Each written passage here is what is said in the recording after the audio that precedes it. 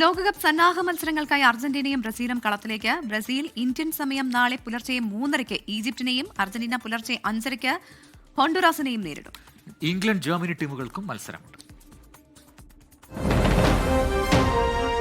ലോകകപ്പ് പടിവാതിൽക്കൽ എത്തി നിൽക്കെ ടീമിലെ കൂട്ടപ്പരുക്കിന്റെ ആശങ്കയിലാണ് ലോക ചാമ്പ്യന്മാരായ അർജന്റീന. നായകൻ ലിയോണൽ മെസ്സിയും ഗോൾ കീപ്പർ എമിലിയാനോ മാർട്ടിനസും അടക്കം പരുക്കിന്റെ പിടിയിലുള്ളത് 1/2 ഡസനിലേറെ താരങ്ങൾ. പ്ലാൻ ബി സെറ്റാക്കാനുള്ള അവസരമാണ് ഹോണ്ടുറാസിനും ഐസ്ലൻഡിനുമെതിരായ സന്നാഹ മത്സരങ്ങൾ ലിയോണൽ സ്കലോണിക്ക്. മുൻകരുതലിന്റെ ഭാഗമായി Lionel Messi, Julian Alvarez, Cuti Romero, Nahuel Molina, Gonzalo Montiel എന്നിവർ ഹോണ്ടുറാസിനെതിരെ കളിക്കില്ല.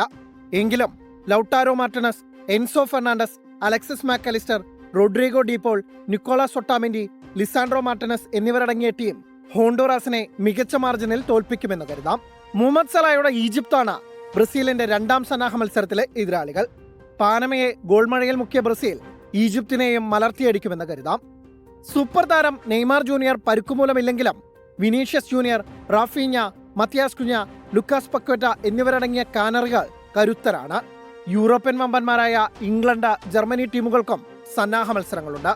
ജർമ്മനി രാത്രി 12-ന് നടക്കുന്ന കളികൾ അമേരിക്കയെ നേരിടുമ്പോൾ 1:30 നടക്കുന്ന മത്സരത്തിൽ ന്യൂസിലാൻഡാണ് ഇംഗ്ലണ്ടിന്റെ എതിരാളികൾ. Sports desk 24.